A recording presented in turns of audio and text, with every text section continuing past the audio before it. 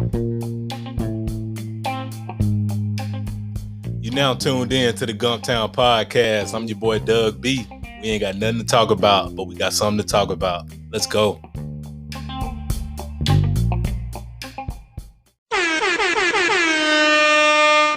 Good people. Welcome back to the Gumptown Podcast, episode 25. I'm your boy Doug B. If you tuned in to this podcast, thank you for your time and your attention. I really appreciate you giving this podcast a shot. Before we bring on today's guest, we got something to talk about. We're going to talk about fitness again. Another important component I've been able to utilize throughout my 100-pound weight loss journey is intermittent fasting. I first found out about intermittent fasting back in 2014, just browsing YouTube when I finally decided I needed to lose some weight and get my body right and mind right. I stumbled upon intermittent fasting, watching YouTube University, and I became intrigued. I gave it a shot, and for once, I decided, I didn't think it was going to be beneficial for me.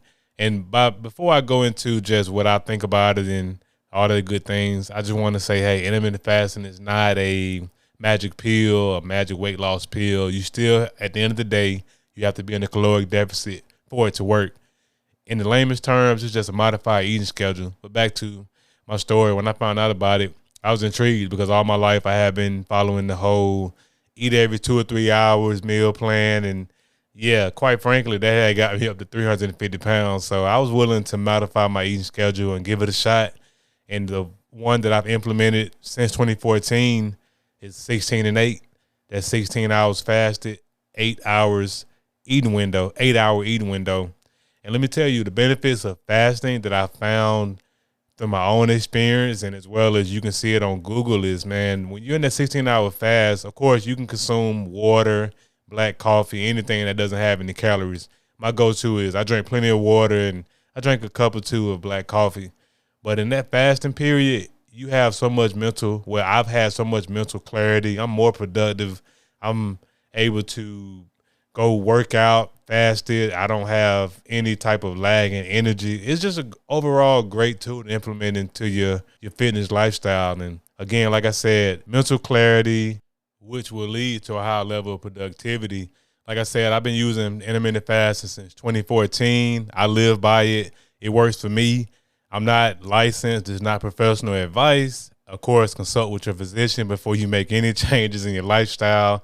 I just want to share with you, hey, intermittent fasting, I love it. It helps out with just my mental clarity. I'm more productive, and I lose weight in the process because that eating window is a small eating window, and I'm able to get 2 solid meals and a snack in. So, hey, if you're looking for another tool to add to your wheelhouse to lose some weight, do your homework on intermittent fasting, and that's all I have to share. On with today's guest. He is the author of The Words I Speak, I See. I'm looking forward to this conversation, and I'm sure you all will be inspired by his story. Let's give a warm Gumptown round of applause for Jacoby Browder.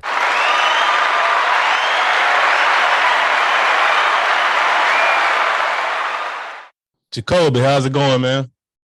Going good, man. It's going great. How you doing?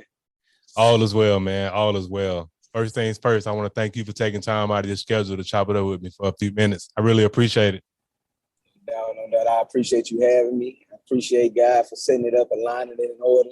So, I'm ready to get started, ready to have a good interview, good talk, Yes, sir. No doubt.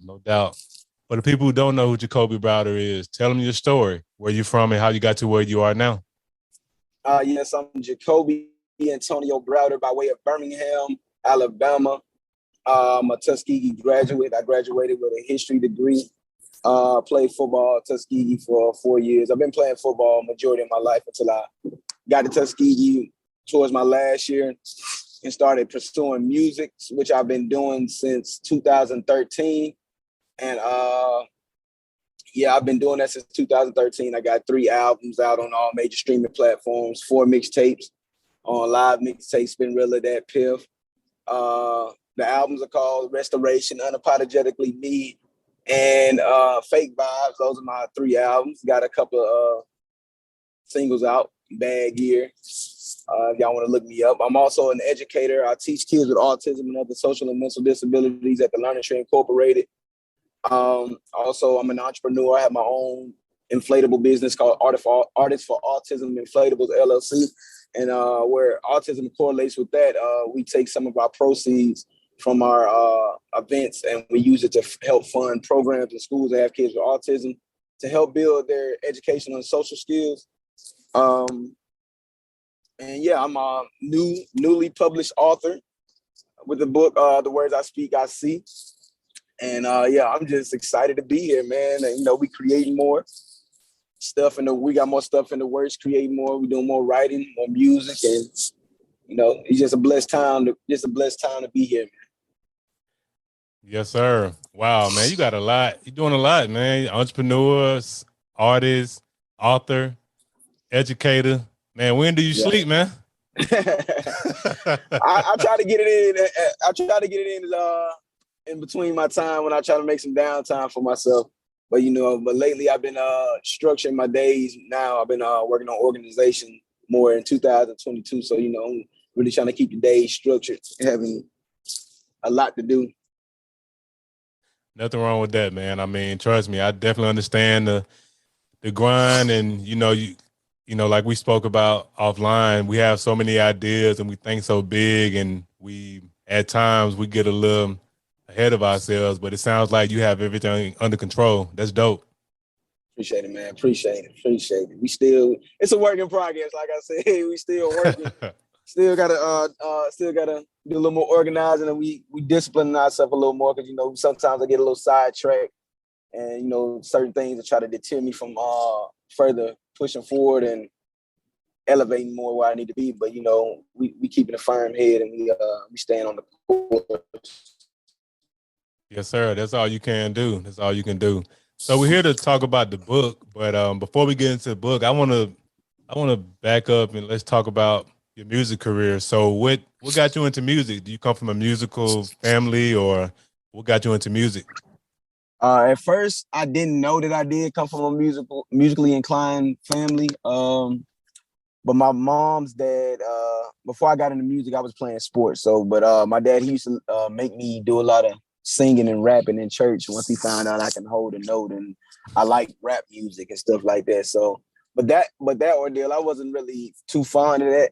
I didn't like nobody, because I already don't like nobody telling me what to do, trying to force me to do something I don't want to do. And really, I low key regret it, but I don't, because you can't have no regrets. Because if I would have stayed pushing myself, if I already liked it more from me instead of it coming from him, I probably would be more musically inclined, playing instruments and stuff like that, which I wish I could do. But we're gonna add that to the list anyway as getting stuff done. But my dad's mom, my mom's dad, her real dad, mm-hmm. He was a singer and he had his own band, and he was from Indiana, and he also had his own club, his own radio station as well.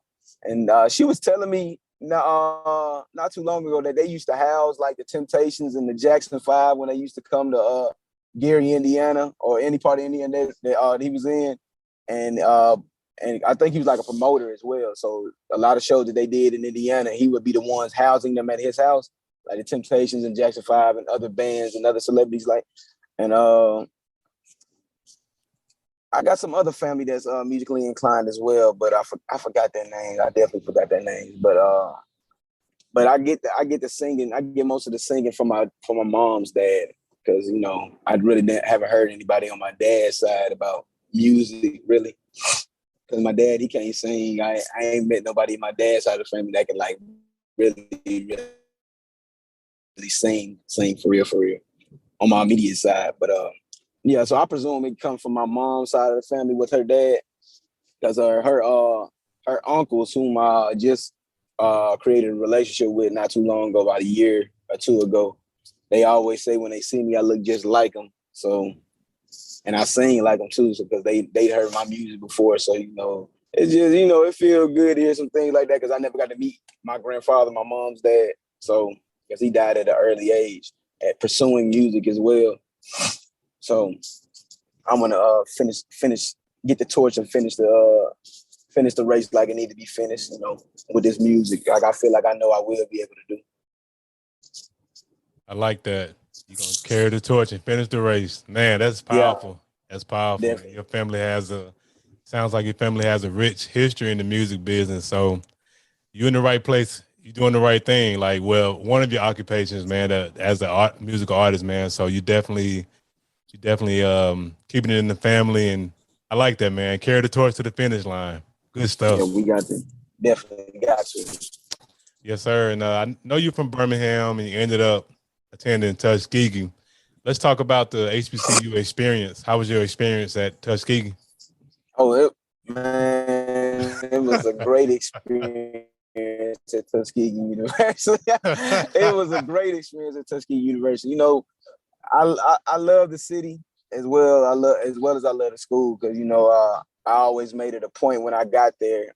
Because when I got there, no, before I got there, I signed with Furman University, which was a D1 school. So Tuskegee was the only D2 school that I signed with that offered me a scholarship for football because I went to Prattville High School. So I had a good bit of scholarships to play cornerback, and they were all D1. But I ended up signing with Furman University, which is a D1 AA school out of South Carolina, and I transferred during the summertime to Tuskegee for some family reasons. So Tuskegee, Coach Slater, he held a scholarship for me because he told me on my official visit to Tuskegee, he said, it looked like I already kind of figured like you're not going to sign here. So if for some reason you want to come back home, I hold a scholarship for you. So I appreciate Coach Slater for that to this day. He held a whole 4-year scholarship for your boy to Wow. come back home. So when I got back, football, it was straight. I was doing my, I was working hard at that because that's what I really wanted to do. But as it got time, like, towards like my senior year, I really was falling out of love with football. But at Tuskegee as a whole experience, it was a great experience. Like from my professors, from the people I connected with, especially the women at Tuskegee. Is crazy because it's definitely like Tuskegee is a girls' school intentionally. So the ratio, like when I got there, they said the ratio from girls to boys like 9-1. And lately, since I've been back to like check on the campus, like I know they done turned at least 2 boys dorms into girls dorms, so it's like not that many boys dorms on campus. So, but that's why I really find Tuskegee is where I find out what I really wanted to do, and that was impact my people and do music because I had 3 main professors that really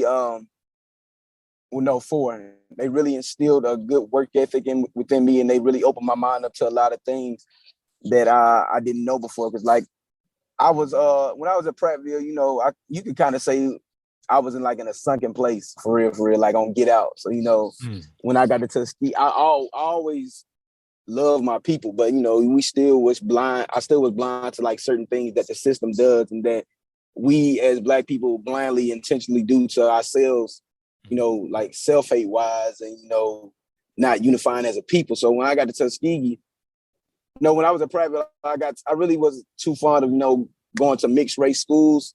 Mm-hmm. So that was one of the reasons why I left Furman and went to Tuskegee, because I like being around my people a lot. Even though, we do a lot of ignorant things sometimes and some things that make me question why we do what we do.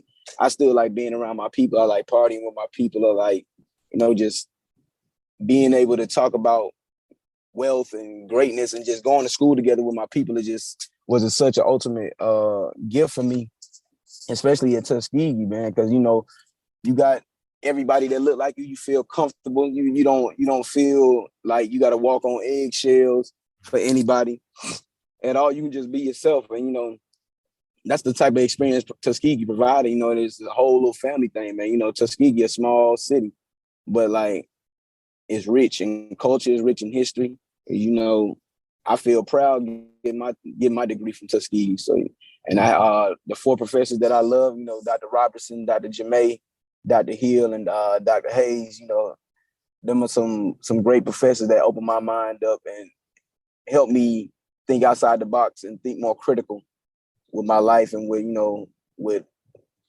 certain situations in my life, like my career and my education, and they helped mold me and guide me into directions that I know I needed to go to help push me towards my purpose. So I just, I applaud them for just being the type of professor that they are, and thank Tuskegee for providing those and for allowing me to run into those people on my journey, because I know Dr. Robertson, he was one of those teachers where you try to dodge, but you can't dodge him because there's gonna be somebody like him in every major. Or he one of them professors that making you write like 10-page paper, single space font. Single space 10 font, and making you read a lot, do a lot of research, and like one day we had a midterm. He gave us a take home midterm. My midterm ended up being 21 pages typed. That's how much information he wanted. Because I know, and then he loved me so much that I had one class that I taken with him. I ended up getting it incomplete because this girl, we did a group project, and this girl had messed up our group project and ended up giving me incomplete. And he told me to write a 1-page paper on Ghana, and he gonna take away the incomplete. So I already knew in my mind, this man did not want me to walk in here with no 1-page paper talking about Ghana. So that paper ended up being about 10 to 15 pages. So, they pushed me to go the extra mile and do what I needed to do to get to where I needed to be. Cause they saw something in me. They definitely saw some stuff in me that I didn't see in myself that I'm seeing now. And, that's just the greatness that's unfolding, and that's the more that's about to unfold. So, I love Tuskegee. I love it to death. I wouldn't pick no other school. Now I love all HBCUs. I definitely love all HBCUs. But when we playing each other, I don't like y'all. Oh nah, no word. Oh man, no words, man, no words. And everything you just broke down was so great, so powerful. And I went to Alabama State, and I love all HBCUs as well. And I really wanted you to talk about Tuskegee and what you did. I really wanted you to really hit the nail on the head, really express the HBCU experience, what you did. And it's nothing like it, man. And don't get me wrong, everything you were saying about, our people, like we have a tendency to do off the wall stuff. It's not just our people, man. Every race of people do it. They just make it, the system just make it as if we're the violent main ones. culprit. Yeah, they like to make it seem like we're the main culprit. Nah. And they project our downcomings on national TV all the time. So that's what we got to do. We got to deal with that. But like you said, everybody has crime. Everybody has those wild type of bunches in they culture. So how that goes, man. Yeah, that's like I said, again, I went to Alabama State, and you went to Tuskegee, and the HBCU experience, and what you was talking about, that one professor those professors that push you the extra mile, especially those black professors at those HBCUs, man, they are preparing us for life, man. Like, we look at it as a paper, but it's like, this real life, man. Like, you're going to have to be twice as good to be even considered in the same ballpark as your other race contemporaries, and that's just what it is. And that's why me being at Tuskegee was what helped me. That one professor I was telling you about, he's one of the people that helped me pick the rap name that I have today, Jacoby X. Nice. Because I took a Martin and Malcolm X class with this guy, and as he could tell anyway, I was kind of militant. I knew about Malcolm X, but taking that class allowed me to go in depth and learn more about him, and even learn more about Martin Luther King.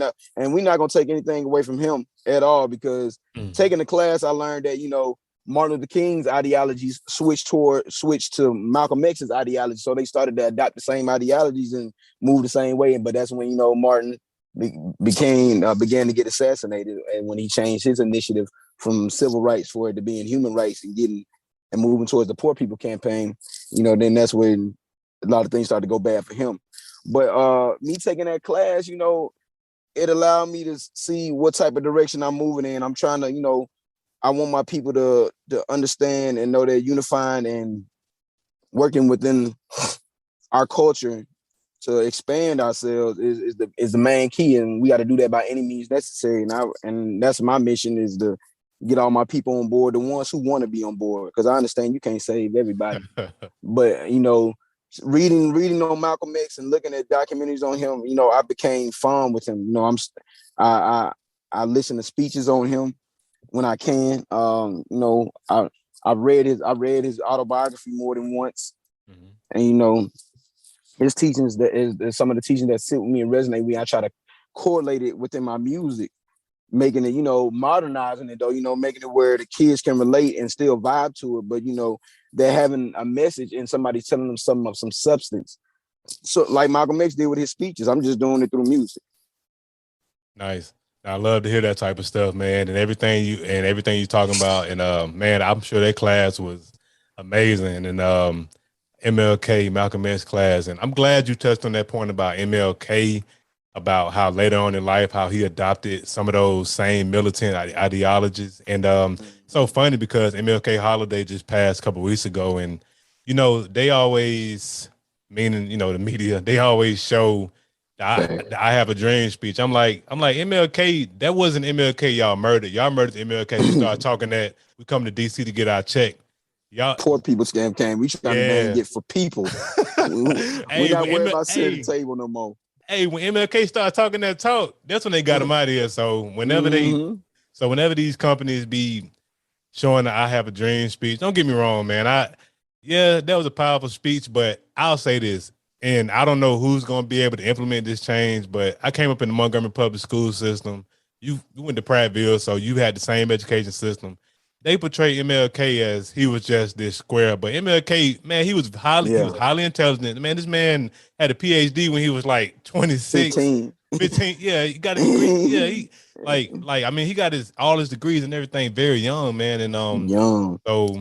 So that's good stuff, man. Definitely, I'm gonna check out your music, like especially since you just broke down what's the purpose behind your music and what message you're trying to push, man. So appreciate you breaking down the HBCU experience and all that good stuff, man. So let's transition over to the book.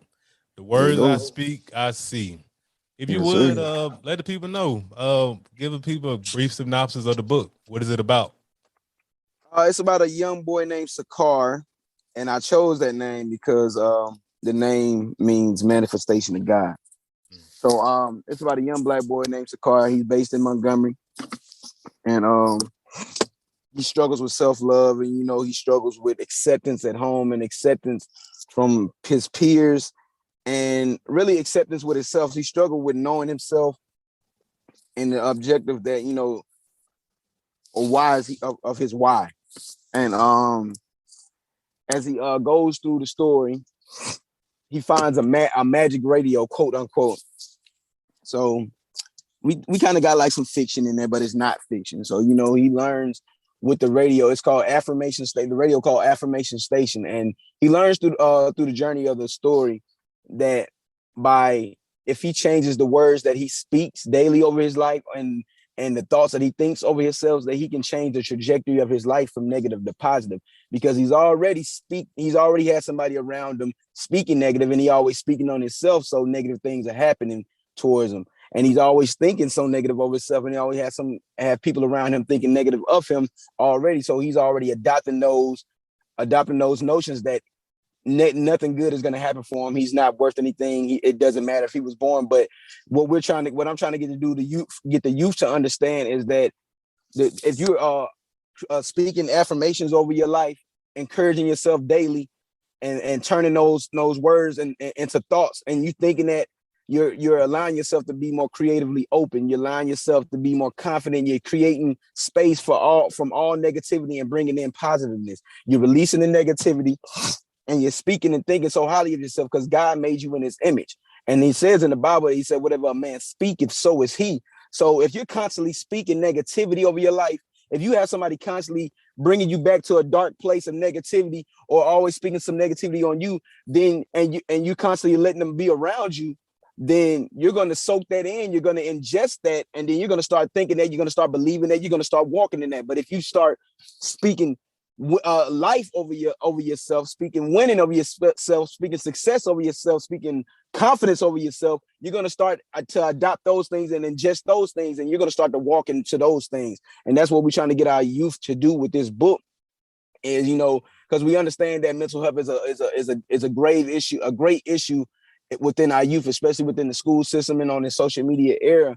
So we want to have our kids be able to uplift themselves out of the situations that they face on a daily basis. Because, it's good to talk to people about your problems, about your mental health, depression. But, these days, a lot of people frown upon people coming to them about mental health issues. They look at them crazy. So, you know, a lot of people hold back of what they're going through. So I made this book to be able to get people to be able to, especially our youth, to be able to uplift themselves out of their own situation, out of their own depression.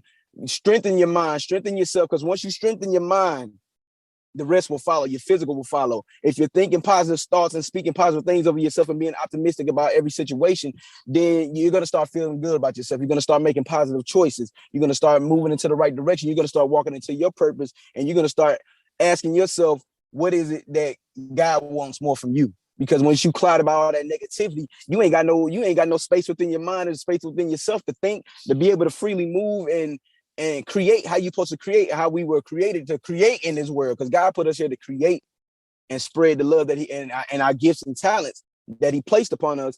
So when you're thinking negative and speaking negative and got people around you that's encouraging that, then you're delaying your purpose, you're delaying everything God has for you, and you can't walk into your destiny and you can't walk into your purpose. Man, that's great, man. That's powerful. And I first things first, I appreciate you for writing this book, because to your point, this is what the kids, this is what everybody needs to read and absorb, especially the kids, because it's so funny. I'm 34 years old, man. I didn't learn about positive affirmations or words, thoughts become things. I didn't learn about this type of stuff until I was like 23. So if there's an 8-year-old kid out there that reads your book, man, they're gonna be light years ahead of what I was as a child, because I didn't know about speaking positive words. I you know, in this small stuff, even kids is working on math problems, if they can't get something and they start saying, "Man, I'm dumb, I can't get this." Man, that's the wrong thing to say, man. Like, the better thing to say is, "I'll figure it out." Oh, but go ahead. I'm sorry. You good, man? I didn't mean to cut you off, but we No, you good. blindly do that. We blindly discourage ourselves without knowing it. Right. We might try to make fun of ourselves make fun of our insecurities in a jokingly way, like, oh man, I can't do nothing right. I can't never dang. Man, you really tearing yourself down. You doing it jokingly, like it ain't nothing to it. But these words are power. Your thoughts are power, and I struggle with it daily on me keeping my thoughts positive, so my days can go positive, because it's a hard task. I'm not saying it's easy. It's definitely a hard task, and that's why in the back of the book we created an instructional guide on what you need to do each month or each week with your affirmations. I created my own 10 affirmations. I put it in the back of the book for the kids to follow the instructions that I did, because I wrote the book for me. Because when I wrote the book, I was in a depressed state. I was fired. COVID just popped up. I was fired from my teaching job in Atlanta. Wow. And I just had a new son on top of that. And then my son's mother, I was staying with her, and she was carrying the load on the bills, and I was not helping. I couldn't help. Wow. And my pride wasn't letting me want to go back to my old job. So I sat down, I looked at myself in the mirror, and I took accountability for everything that I've been doing. And, I pushed myself, and I started encouraging myself, saying the affirmations that I created, that I put in the book, saying them to myself. And God gave me the strength to start eating better. He started working out more, getting back into the gym, doing what I needed to do. And he allowed, with the help of my grandmother, who's one of the main inspirations of writing this book, helped me write this book. She encouraged me to write this book. She texted me one day and said, "Hey, you should write a book for kids." And at the time I was like, man, I'm not even trying to hear that. I'm like, all right, grandma. Okay. Because, like, where the money at? That's what I'm thinking. Like, where the money? How I'm gonna get this money for my son? But thank God that we had a crazy amount of diapers donated by her parents and other people. But it was definitely a hard trial for me, that I had to get myself out of this situation, because me and her wasn't seeing eye to eye. So I really wasn't comfortable coming to her about a lot of mental things I'm dealing with. So, I had to really push myself. Not saying that this is not to say to push people away from you, because it is always important to talk to somebody about anything you're going through. But this is for when you're not comfortable just yet. So, when we want to instill some, some hope for you. We want to instill build you up, strengthen you up, help strengthen you up in the way we can, because it helped me. And I wanted since it helped me, because God gave me the concept of the story. And it was a thing, the affirmations that I used it allowed me to come up with a concept to write a book about affirmations for kids to help them because we want to meet them where they at. Because like you said, you ain't learn about affirmations till you were 23. If we meet them right now while they in the 5th, 6th grade, all the way to or younger than that, well, anybody who can read at all, then Right. that's gonna be good. It don't matter what age you is. This book is for anybody that can read. If you can read, get the book, dude. And I ain't trying to. I ain't all about the money aspect. Purchasing the book, but I definitely want people to get the book to get something from it. It is Yeah. an art, so we got to put a price tag on it. But Oh, this man. really it's really for I want people to get it, to get something out of it, because I've been getting great reviews from it from people personally and people that follow me on social media that got the book. And I had one girl that I rarely talk to. She bought 10 books, and then Wow. one woman on my Instagram, I don't even know her at all. She just seen my post and bought 5 books. I'm like, okay, let's go then. Nah, that's so powerful, man. And I bought my copy last week. I can't wait to get it and read it. And man, I appreciate your transparency and what you just how you just broke down what got you to read, what got you to actually write the book. And yeah, I mean, and to your point, it's not, especially men, black men, we're not always willing to be vulnerable. Like going to talk to somebody, it's tough. It's hard to, and I'll just speak for myself. Well, I speak for all black men. We have we don't really trust like that. We keep our guard up, No. man. Like, I mean, and that's not funny, but that's the truth. I mean, like, would you agree with that? Like, we don't really trust like that. Yeah, we don't trust Right. like that. And I am a firm believer of it, because I don't trust like that at Mhm. all. And I'm Right. working on it. I'm definitely working on it, because you got to be able to trust some people, but the way this society is moving nowadays, it just makes it hard. But see me, I don't have a problem opening up about my issues, as long as because I don't want to hold them in. When me holding them in, it hurts me physically and emotionally. So you hurt your actual health by holding stuff like that in, and letting it fester within your spirit and letting it fester within your soul is not going to do anything for you. So we got to get it out any way we can, and the way I get it out is making music, creating art, like writing books or something like that, or just put it in relatable you know concepts that people can understand. Right. Making content that people can relate to, because I'm not too comfortable with talking to many people, but I will though. I don't have a problem, like we all just get in a comfortable space and talk. I ain't got no problem with that, and everybody just be accepting of everybody, open with everybody, and listening to all points of view. Then I don't got no problem doing that, because I like to help people through their situations, Right. to give advice on what things that I went through. Any way I can help somebody, I'm all for it, because taking your own life, it should never be the option, should never be the solution for anybody Right. at all. Or overly medicating on things, or over uh doing things that's affecting your health, or anything that's affecting your progress in your career, in society, whatever you want to do. Right. That's great, man. That's some powerful stuff. And quite frankly, I know it's a buzzword that's being thrown around these days, but therapy is powerful, man. And your therapy is your music and the things that you create. Other people's therapy may require them to go sit down and speak with somebody and talk things out. And here's the thing I had to learn, man, because for the longest, up until last year, I never would go to therapy, and I knew I had some unresolved issues. But what I had to realize is, you sit down in therapy, or you you pour your heart out in your music or books, or however you do it. Nobody can use your story against you. It's your story, and you made it through whatever storm you made it through. And I used to keep my guard up because I'm like, man, if people know depression or something like that has plagued me, then they're gonna look at me like, man, something wrong with him. But no, man. I mean, we all have our bouts with depression, our bouts with insecurities, our bouts with whatever. But the thing is our story. We made it through Right. it. So it's really nothing to be ashamed of. So, like I said to your earlier point about what happened to you during the pandemic, losing your gig in Atlanta and things of that nature, like, that's powerful. And I mean, what could anybody, if anybody had something to say, what can they say? You made it through it and you got something out of it, man. You got a reward out of it, man. Like, one of my favorite motivational speakers, man, ET, man, he always talk about, like, he got a quote where he says, well, I'm gonna paraphrase it. You're gonna go through pain, man, but go through it. While you're going through it, get a reward out of it, man. And you got a reward out of it, which is this book. Facts, definitely, and I'm proud of it. I'm definitely proud of it. Yes, sir. I turned that pain into purpose. Mm-hmm. That's what we did. We turned that pain into purpose, and we still creating more purpose. I like that right there. Turn pain into purpose. Hey, man, you better put that on the shirt. You better copyright that. Put that on the shirt. Yes, sir. We turned the pain into purpose. Nah, that's good stuff, man.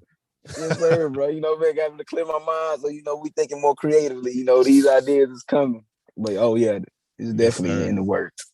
Yes, sir. So let's transition over to the next portion of the podcast. Whenever I have entrepreneurs, creators like yourself on the platform, I like to talk about three things: the aha moment, action, and audacity. So your aha moment, it sounds like it came, your aha moment to write the book, it came during the pandemic when you lost your job and you were going through your go-through, and as well as your grandma spoke a positive word of you to write the book. Is there anything else you want to expound on in terms of what sparked the idea to actually write the book?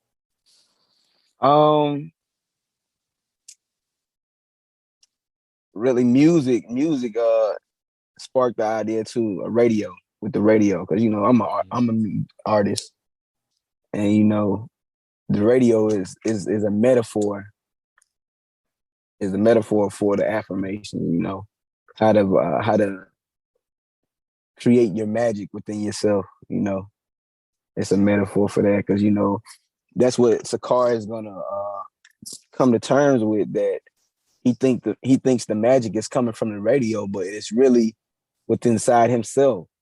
When he started intentionally believing what he wanted, thinking about what he wanted, and seeing it in his mind and visualizing it, and then he started to speak it. That's when the magic started to create. When he started to do that, and that's what the other thing that sparked the concept and the idea of the book, the message behind the book.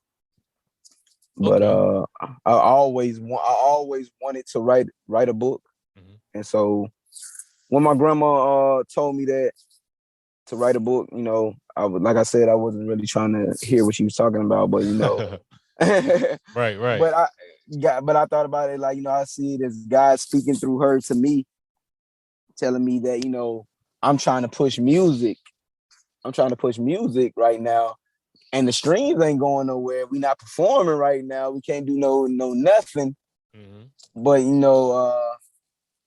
and money's limited for me to go to the studio and shoot videos and stuff like that. So you need to create another type of art that can generate some income, that has purpose behind it, and that can reach the youth and relate to every other demographic as well. So a book, I feel like, that was one of the things that I wanted to do in my life. I always wanted to write a book. I got a lot of my relatives are doing a lot of great things. My cousin down here, Michelle Browder, she's doing a lot of great things with the art and the tours downtown Montgomery. So I'm trying, and I got another cousin, Anthony Browder. He's a historian. I seen him on like the Hidden Colors documentaries. He's speaking, and I know we related to him, but the dude looked just like my daddy. and so he looked exactly like my daddy. But them boys could go for twins. But like they doing a lot of great things. So I want to do what I need to do to keep the Browder name going and alive. Doing great things for my name as well. So nice, awesome. Let's talk about action. So how long after grandma speaking to you did you actually take action to write the book? How long did it take you? It took me 2 weeks to write that book. Wow. It took me 2 weeks to write the book. And and I was surprised myself, but I knew the direction I wanted to go in. Like when we was younger, and we was like in elementary school, and you'd be in reading class, and we'll have our reading books, and they'll have those stories with like 20 to 18 pages in it, and then they have like comprehension in the back at the end of the story. Right. At the end, ask you a couple of questions about the story. So something that I was going for something like that, working to get it put in like those type of books into the school as well. So that was what I was going for. And right. when I was done writing the book, I had the book written already, but I didn't have a publisher. So I went like the book was sitting for like 3 to 4 months, I think, or maybe 5 months until I found a publisher and Life Legacy Publishing. I got connected to her, this lady from one of my homegirls. Nana, her mom is Valeria. She's like a second mom to me. So she gives me a lot of advice, financial advice, and on a lot of things, and a lot of advice on just life period and careers period. So I didn't hesitate with checking the lady out that she had. And so Ms. Dawn, she's over Life Legacy Publishing. She asked for me to send the book in so she can see it, take a look at it. I told her it was 18 pages typed when I had typed it. And so she was skeptical about that. She said, I don't know, that may be too short for a book. And so but I just told her, can you just read it and tell me what you think? And we can see what we can do, go from there, how we want to move from there. So she said, yeah. And then she ended up reading the book. And we were just talking through text at this time. And when she got done reading the book, she called me. She didn't even text me. She just called me. And she was like ecstatic about the book. She said, I absolutely love this book. We can add a few things to the book and make it lengthier, turn it into some chapters. But this book is a great book. It has a great message, and it's going to reach a lot of people, and it's going to do great things. And so when she told me that, it sold me on it. I was like, okay. At first she wasn't digging it, but now she got great. I got a great feeling about the book, so I decided that I'm gonna work with it because she Black owned, and so Yes, and sir. then so I went on ahead and worked with her, and I took one of her expensive packages. So it was definitely an expensive investment, but it's worth it because you have the opportunity to see yourself as an author, present yourself as an author, and you got a great batch of work. So that's always good. It's gonna do great things. It has a great message and it has a great purpose behind it. So, and I feel like it's gonna stick. So, wow, that's great. You want to know what? Man, the funny thing about the whole story is it took you 2 weeks to write the book. That tells me you've been had the book in your heart. It's been in your mind. You just you just didn't want to hear it when Granny was dropping them gems on you. But little did you know, man, you was the author this whole time, man. Yeah, man, definitely, because it was when I was writing the book, I was like, this a real nice little story right here. Man, you been had it, man. I mean, it's just it's so. And that's also the power of just our elders, and man, they just like Granny just knew. She just knew you had a book in you, man. Like and hats off to you for actually following up and taking time to write the book. I mean, 2 weeks, man. I mean, you pretty much everything pretty much came. You pretty much already knew what to put on paper, man. All you had to do was translate it. Man, I was writing it. Yeah, it was flowing, man. I was flowing with it, and then it was a time. I got like a little writer's block. So at that time I was doing a lot of meditating and taking a lot of walks. So I just took me a little walk, and everything started back flowing to me. So I walked back to the crib, and then I just started finishing it. And a lot of things. It was moving smooth, man. The thing was going how it needed to go. The story was flowing how it needed to flow. I made some mistakes here and there, but I went back and fixed them. And but at the end of the day, when I played it at the end, like when I read it at the end before I sent it to her, I'm like, okay, it's a pretty nice story. And then all they had me to do, I helped edit the book with the publishing company, as a matter of fact. So they just wanted me to expound on more of the characters that's in the book. So I added some description about the mom, the little brother, and other main characters in the book. I added that in there. They put a little words in there here and there. But like if you could read my version of the book and then the ended version of the book, like now, it's like you can still tell it's my all my writing in it for the majority of it. So the thing she helped me on as well was adding the instructional guide at the back of the book, like adding the personal affirmations and allowing people, give them an instructional guide, and then we got a section in the back of the book where they can journal their experience and come up with their own affirmations and start their own journey and journal it. And we got places for them to write in the back of the book. So Great. that's also good, man. Good stuff. Good stuff. And last but not least, I want to talk about audacity. It takes courage and audacity to actually, okay, you had the idea, you went through with taking action to start to carry out the idea. It takes audacity to actually put your product out there on the market. Who or what gave you the courage to actually put the book out there for sale? Man, me, Nice. I definitely had the courage because it's like music, you gonna get positive or negative feedback. But when I didn't even tell nobody I was writing a book and I was finna drop a book, I just dropped the book. Well, I let everybody know I was doing a book once I dropped the pre-order link. Mm-hmm. I dropped the pre-order link. I dropped the pre-order link in the book cover. And they were like, "What, you writing a book?" I'm like, "Yeah, order up." Nice. Order up. Nice. Order up, man. Because, I just wanted to let people see. Because, I ain't dropped no music. So, they probably wondering what I'm doing, which I don't really care about people worrying about what I'm doing. But people who support me, they probably want, I cater to them. The people who support my music and actually want to listen to my stuff. I gotta stay current and putting out things. Let them know I ain't out here sleeping. Like this is it's gonna open up some doors. It's gonna open up the flow. More fans coming in for the music. So we gonna get different listeners for the music. I'm changing up my style with the music. I curse here and there, but I've been working on a lot of songs where I ain't cursing and just making songs right. That's vibes for real. You can make some fly songs without cursing. Right. Make some fly songs. People just gotta sit down and do it and take the time and say more words instead of just saying the same thing.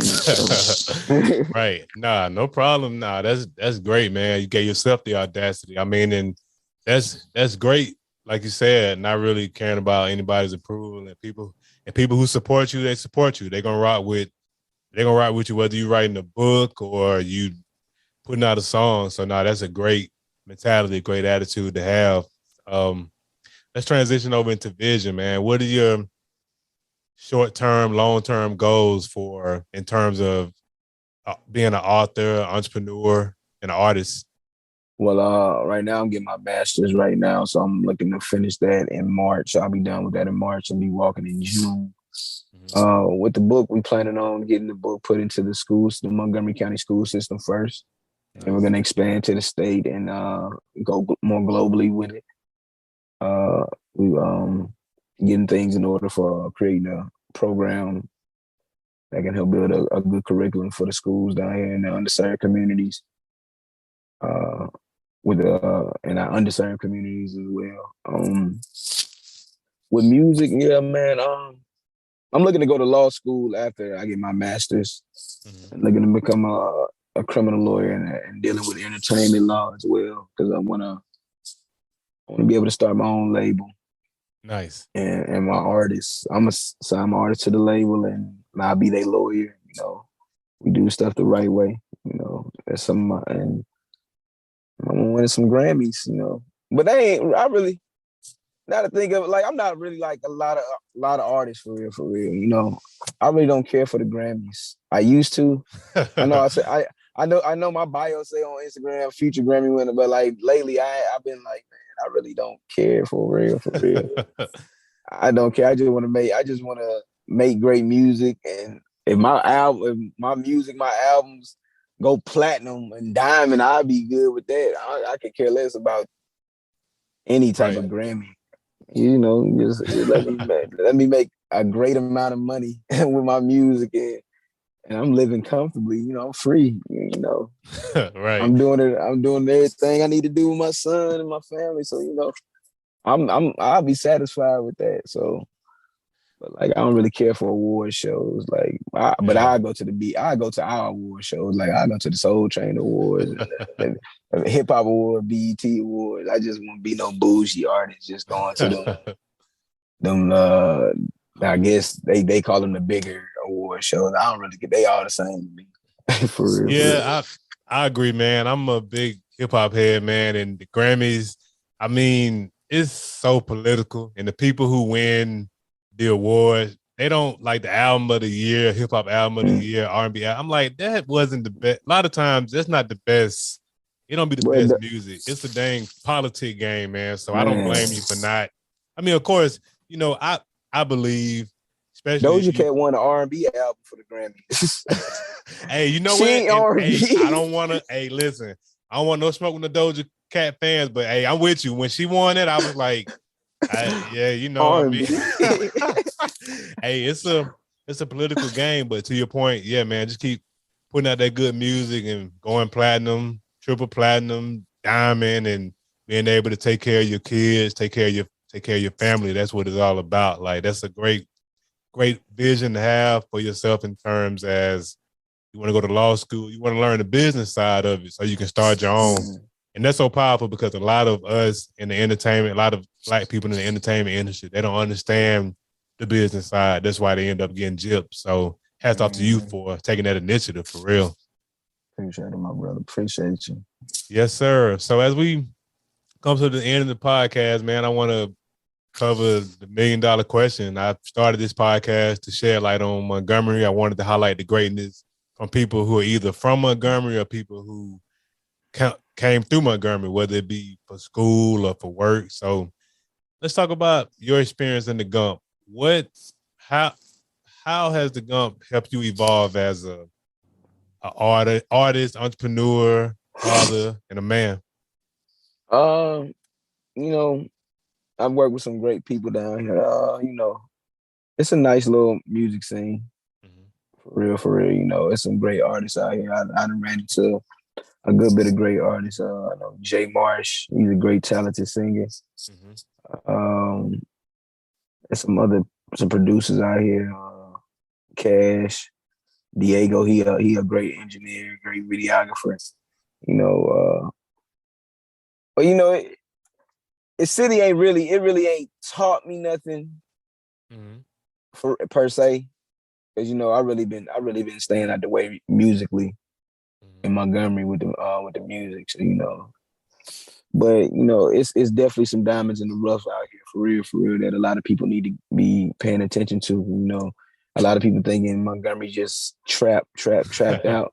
Right. But it's definitely some artists out here that's really flowing, that's really singing, that's really creating some great vibes out here. That's great, some great music that can resonate with your soul. And you know, I'm just not one of the only ones, man. It's really some great artists in Montgomery. They just, you know, we got to do more to shed light on them out here. For real. Everybody got to collectively come together and do something positive for real. You know, Atlanta, that city out there, they just creating rappers every day down there. Right.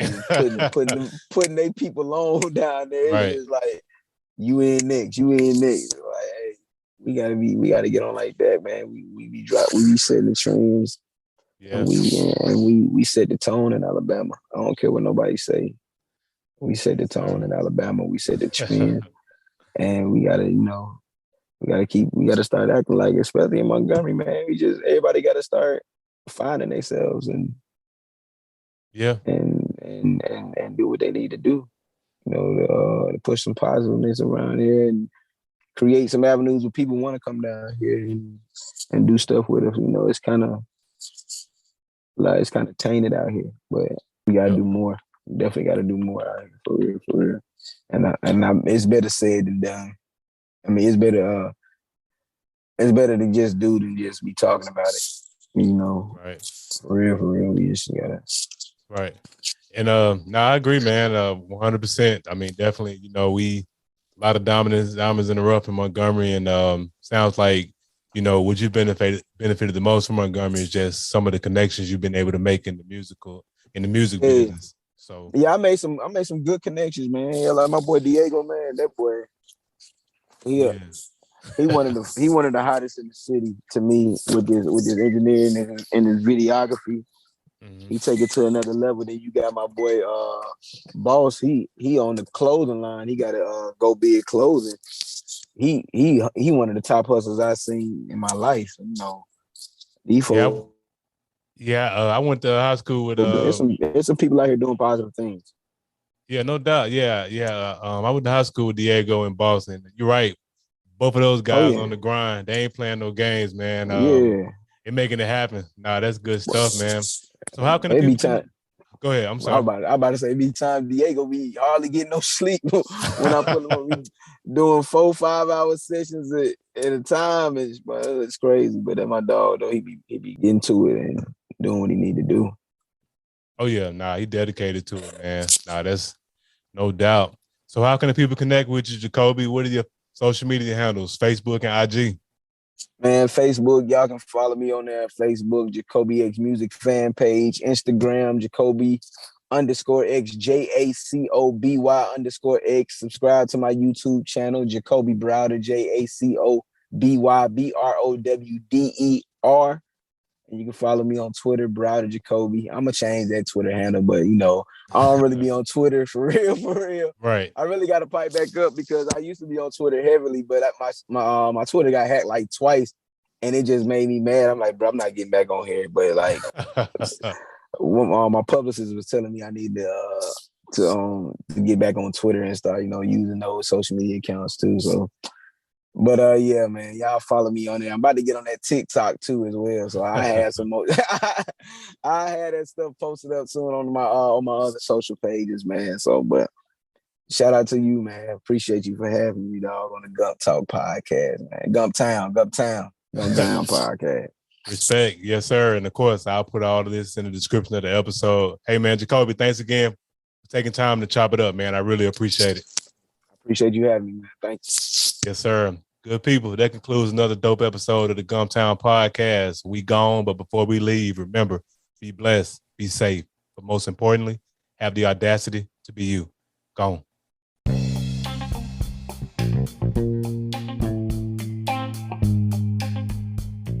Thanks again for tuning in. I appreciate your time and your attention.